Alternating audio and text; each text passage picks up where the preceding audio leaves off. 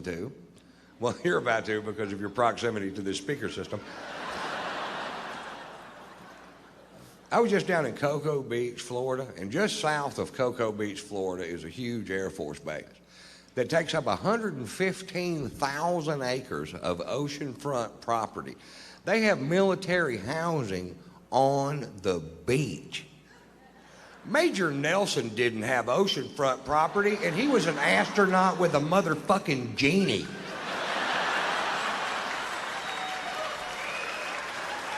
If you gotta have oceanfront, join the Navy, that's all I'm saying. And back that base up 15 miles and let us sell this asset to help pay for this war effort. We can sell it to Israel. They've got a lot of cash. They need a place to stay. That shit ain't working out for them over there.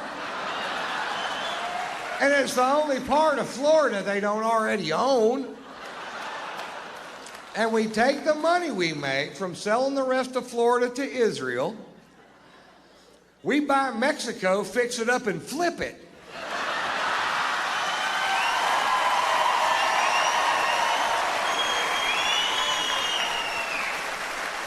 Now, we'll have to send down some painters and landscapers because they're all up here. And when they're gone, you're going to wonder where the fuck they went. You ain't going to want to do this shit yourself. Not if you're anything like me. We sell Mexico to a country that can put a ton of cash down, but you know they can't make the payments. Like Peru. Peru has billions and billions of US dollars, they do, in cash, in banks all over Peru. It's our cocaine money they tricked us out of. I mean, it's your cocaine money they tricked you out of. We get all that money back, billions of dollars, billions. And then we finance the balance of Mexico to Peru, right? We let them get behind on the payments. We repossess Mexico. Now we have Mexico free and clear. New paint, new shrubs.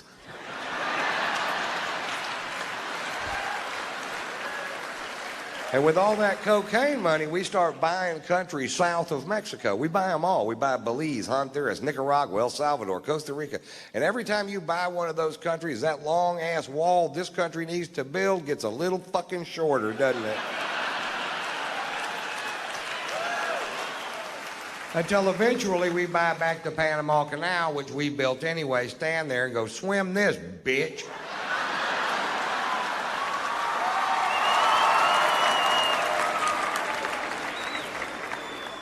So I tour, that's what I do. I go from city to city to city to city. I've done it for 22 years. I've enjoyed every second of it. I love to do this job. I tour with my wife, which I love to tour with my wife because I only have sex with my wife. I like to have sex. I don't have sex with other women. I've been married 3 times, and that has not always been my policy.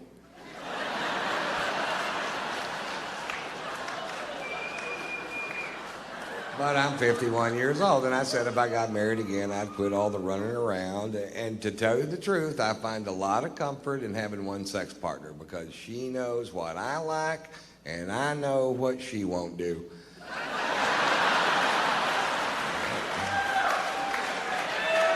It turns out there's a list of shit she won't do. And the first thing on the list is talk about the list. My favorite byproduct of monogamy, and it didn't even dawn on me that this would be the case, and when I figured this out, I felt a huge weight just flutter off my shoulders. And a lot of you guys might not realize this, so this could be a big night in your life because I'm about to impart to you the most important thing I've ever learned. So, guys, I want you to open up your senses and really take this in. Don't waste this moment, because here it comes.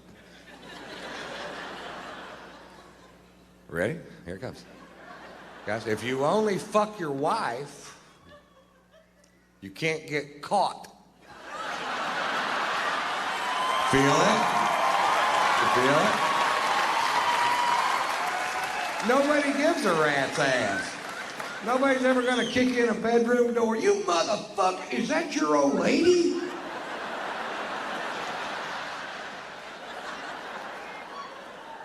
I may be exaggerating that stroke just a little bit.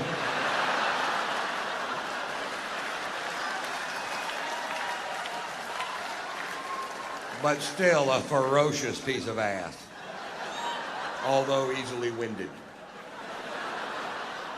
If you don't mind stopping and starting, I might be the best fuck on the planet.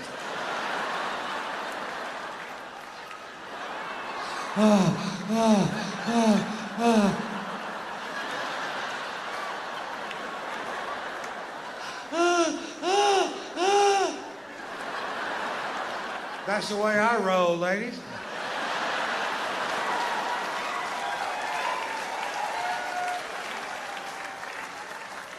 But my favorite place to have sex is on my tour bus, because if I don't quite have the wind to get her there, I can just holler at that driver, "Pump the brakes!"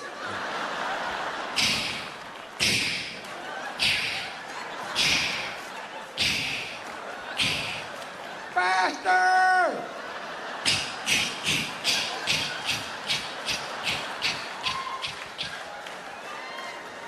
Thanks, Pat. Boy, that Pat can fuck, can he?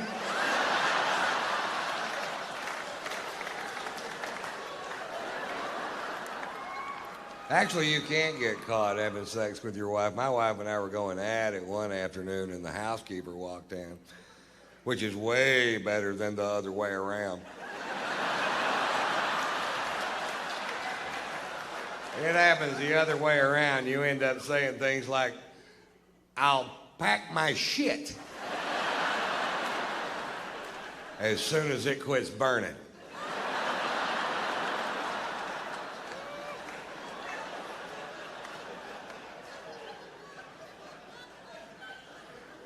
We have a great sex life, I think, you know. It's not like our friend. We have these friends that are younger than us, and they have tantric sex, which is a yoga thing where you can have sex for hours and hours, and yeah, we don't do that. We did invent a sexual position that I named the lazy dog. And I'll teach you how to do the lazy dog. What you do is you get in bed there and you get in the doggy style position, and then both of you at the same time, and that's the important part, fall over. Now you're doing the lazy dog. I can stay in that position all night long or until she coughs.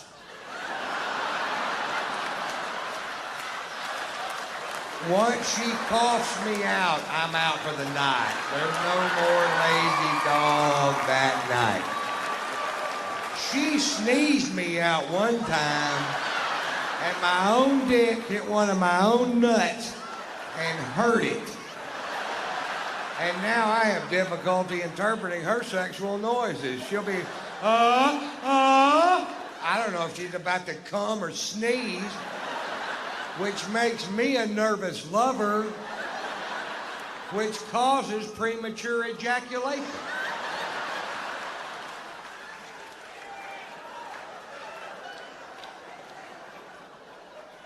Not a lot of people know that.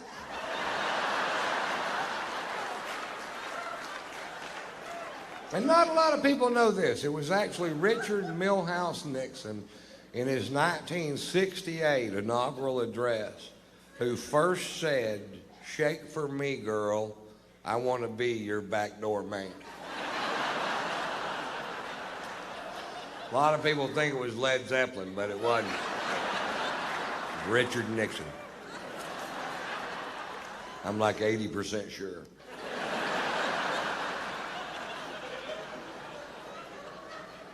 I'm like 70% sure. 50. You know what? It was Led Zeppelin.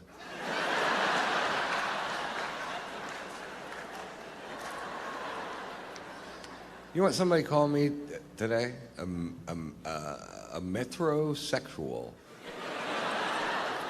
Is that like a local term or something? I don't even know what it means. I'm sitting there getting a pedicure reading Vogue.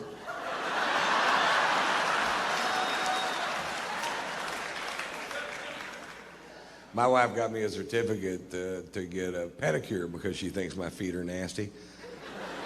And I went down there, and this poor old Asian woman is trying to reshape my big toe into like a regular sized toe. And she's got this carrot peeler kind of a tool that she's using to scrape away years of neglected dead skin off these dogs. And she has a genuinely disgusted look on her face.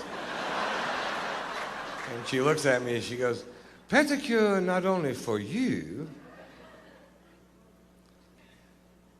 Now, why I thought that would be funny, I can't remember.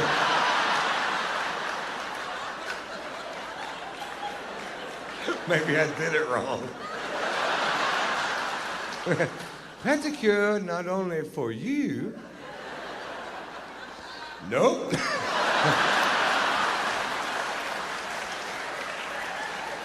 A pedicure not only for you need punchline. Make a mental note. Joke not finish.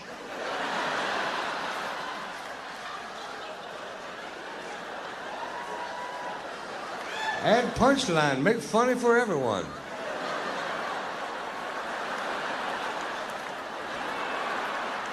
Mama's the one who got me drinking scotch. Mama loves to drink.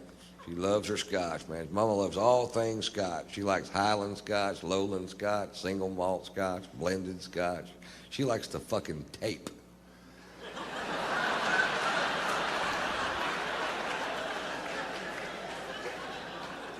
And the guard.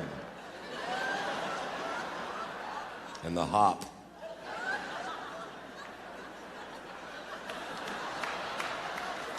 And the butter.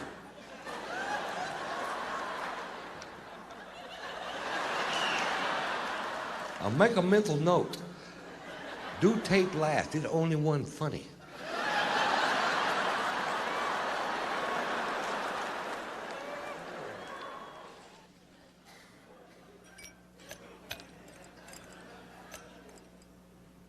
I'll tell you a story. It's funny. My uncle came over to my house the other day. My uncle used to be the president of the Southern Baptist Convention. His name is Dr. Charles Pollard. He has a triple doctorate. He has doctorates in theology, psychology, and philosophy. Although I think I still make more money than he does. He's a great man. And he came over, and I was making myself a drink because I never pretend I don't drink. You might know that about me already. And he goes, "Son, you are never going to find the answers to your problems in the bottom of that bottle." And I said, "I know. That's why I'm going to buy another one."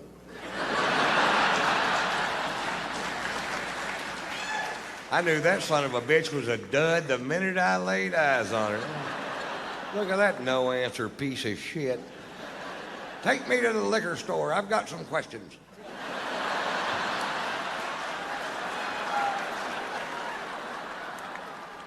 I don't really get along as well with my wife as I pretend. You ever do this? You ever want to say something to somebody and then you don't say it, and then like 2 months later it just comes spewing out like Tourette's and vomit? Just blah.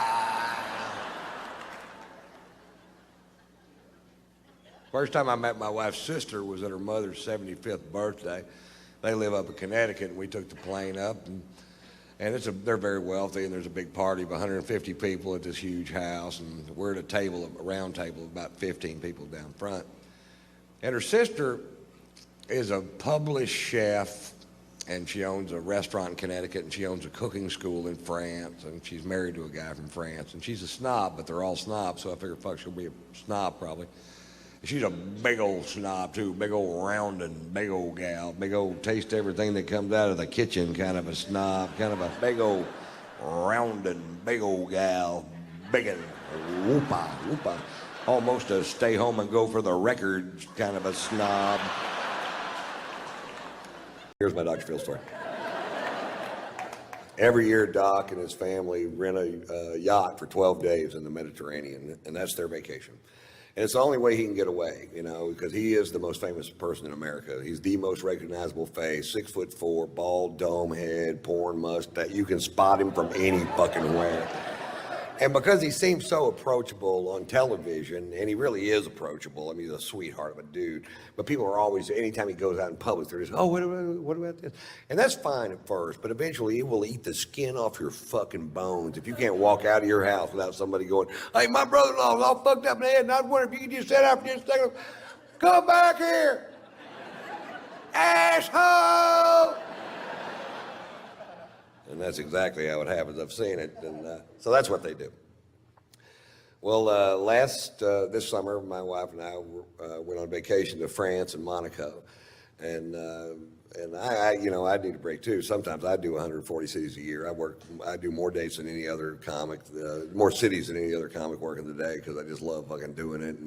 And 20 minutes from now, nobody's gonna give a fuck about what I have to say. So. While they do, I believe I'll do a lot of shows. Hey. So we're in France and Monaco and having a great time, man. We're just I'm really in love with my wife. She's so talented. We have a fun life together, and we're there. And then one day the phone rings and it's Doc, and he goes, "Aren't you guys in Monaco?" And I said, "Yeah." He goes, "We're going to be in Monaco tomorrow. Why don't you come party on the yacht?" And I said, fuck yeah. Which is what you say if somebody says, you want to come party on the yacht? You go, fuck yeah. In fact, let's try it one time. You want to come party on the yacht? Fuck yeah. I don't have a yacht. So I was like, yeah, fuck, this is great, man. We're excited. We were down there. We were staying at the Fairmont Hotel overlooking the little yacht harbor in Monaco. Very cool place. And we were down there looking at the yachts the day before, going, wouldn't it be cool if you knew somebody that had one of these things? You could just hop on it and fucking throw it the fuck down. And it's everybody's yacht, man. This is yacht heaven. This is Steve Wynn's yacht, Prince Albert of Monaco's yacht. This is that Russian dude with the tiny giraffes.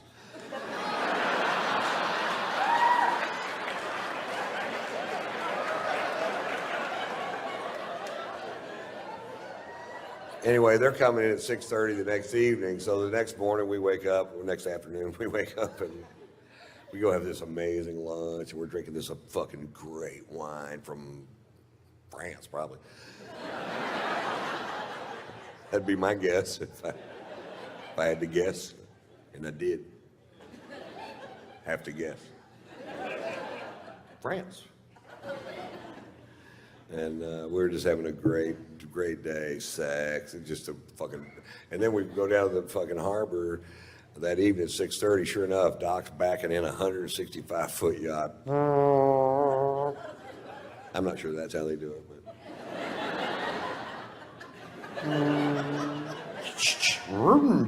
Maybe.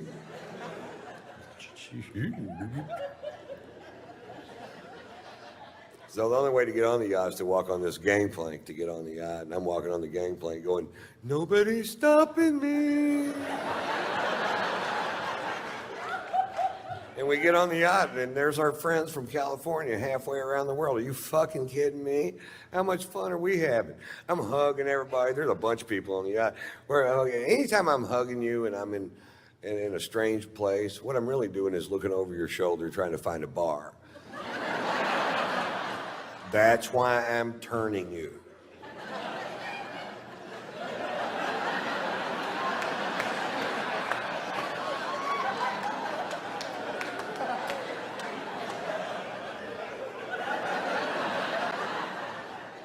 And I see the bar, and right in the dead front center of the bar is a bottle of famous black grouse, which is a scotch I started drinking when I was in Scotland for the Open Championship at Turnberry.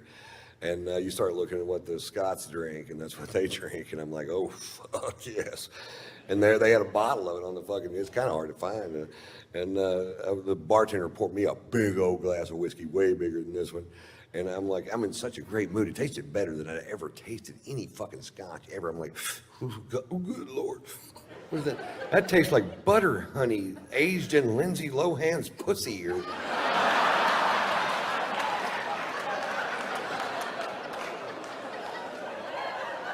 It tasted so good, I decided to skip dinner and just have a couple more of them. I'm gonna scare me up another one of these. That's one. How about one more? All right. I hadn't had a drink since lunch. I was fucking thirsty. I was going at it, you know. And Doc noticed I was really drinking hard, and he goes, "Boy, you're really drinking tonight, Ron." I said, "Yeah, Doc, some nights it just tastes like spring water." He goes, "Why don't you just drink spring water, Ron?" I don't know. I'm not a fucking doctor.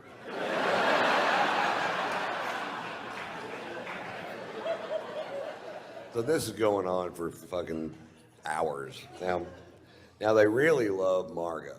They really love my wife, Margot. Margot's sung on Dr. Phil's show a few times, and they go everywhere to see her. And Margot's a 4.5 octave classically trained opera singer that sings rock and roll and jazz and whatever. She's been singing here for years.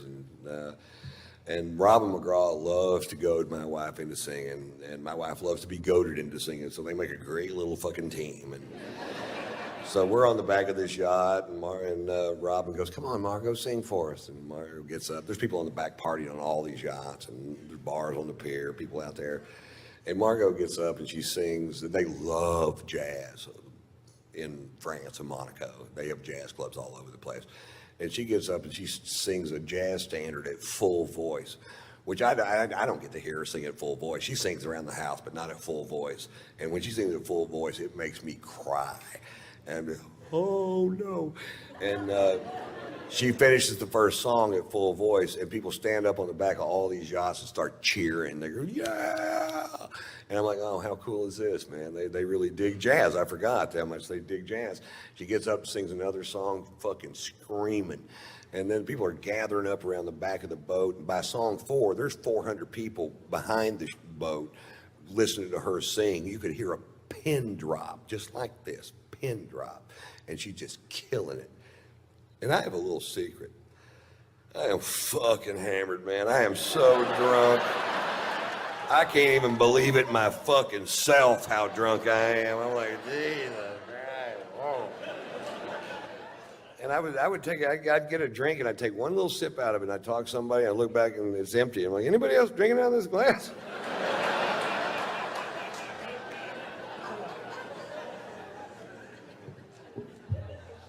Miscalculation.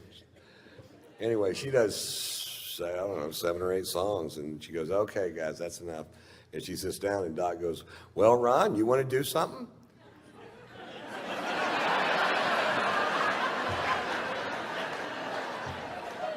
Now, I got to preface this with he's on vacation with his best friend and head lawyer and his wife, Mary Pat, and they're Baptists from Dallas, and they're a little fucking straight. And they're about to find out my secret.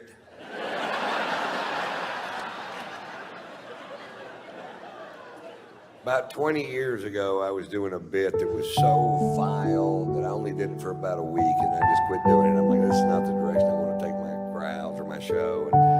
And I have no idea why I picked that night to dust her off and take her for a spin.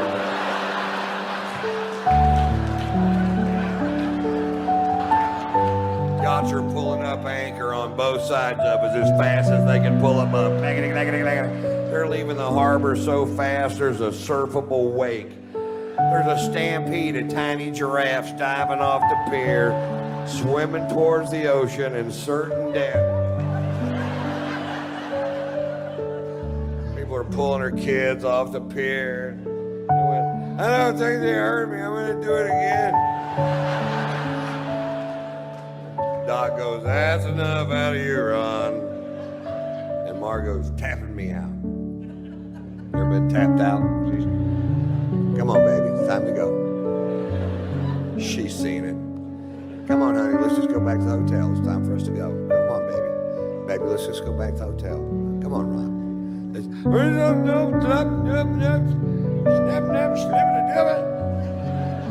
And I speak fluent drunk. That means I don't know why you want to leave. I'm having a perfectly good time.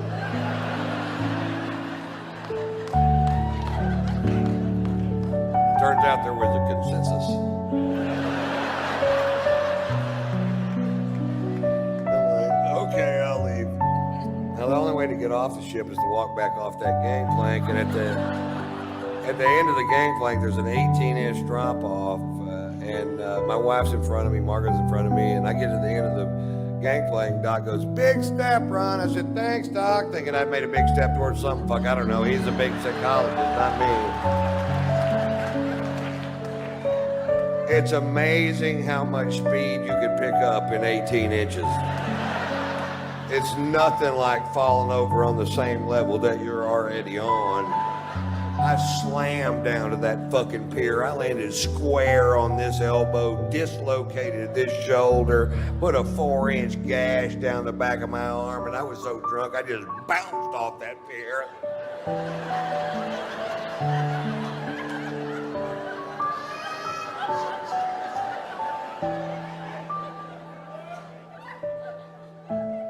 Fade to black.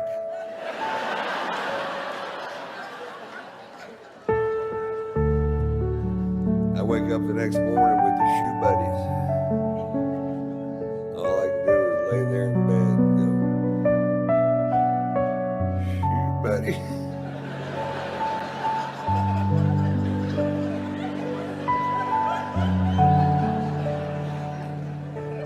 I can't move my shoulder.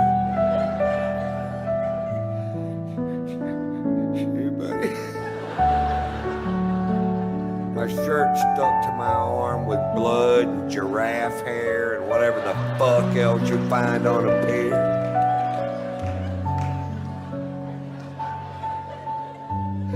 Shoe buddy. I have a wet Jolly Rancher in my armpit. Sour apple. Had to cut it out with a pair of scissors. You almost can't eat them after that.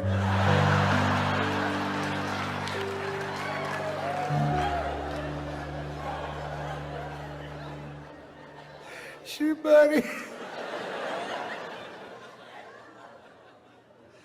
I slowly opened my aching fucking eyes. And there's Margot.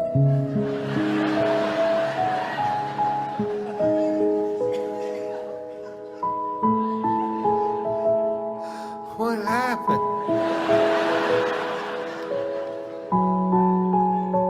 You got really drunk last night, Ron. What'd I do? Well, you did the Tim fucking Mamie Eisenhower story.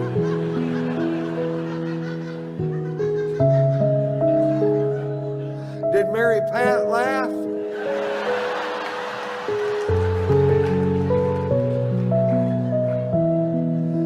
Mary Pat left is what Mary Pat did. Shoot, buddy.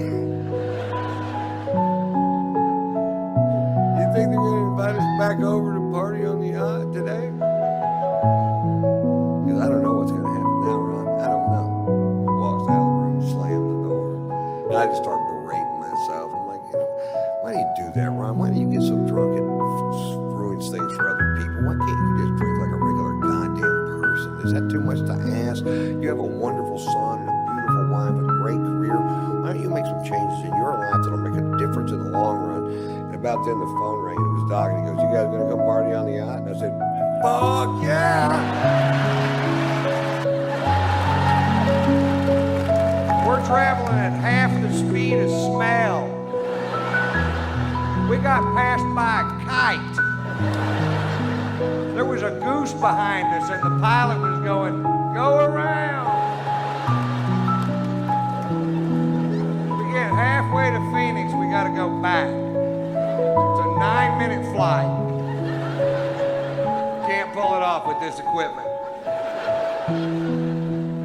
We had some engine trouble. We lost some oil pressure in one of the engines, and they told us about it over the speaker system of the plane, which was stupid because they could have just went, hey, we lost some oil pressure.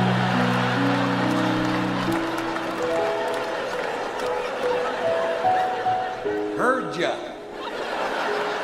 It was weird. Everybody on the plane was nervous, but I'd been drinking since lunch, and I was like, take it down. I don't care. You ever have one of those days? It's something hard. I don't want to limp away from this wreck. The guy sitting next to me is losing his mind. Apparently, he had a lot to live for. He goes, hey man, hey man, if one of these engines fails, how far will the other one take us? All the way to the scene of the crash.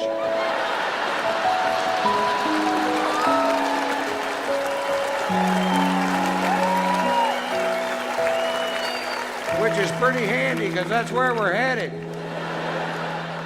I bet we beat the paramedics there by a half hour.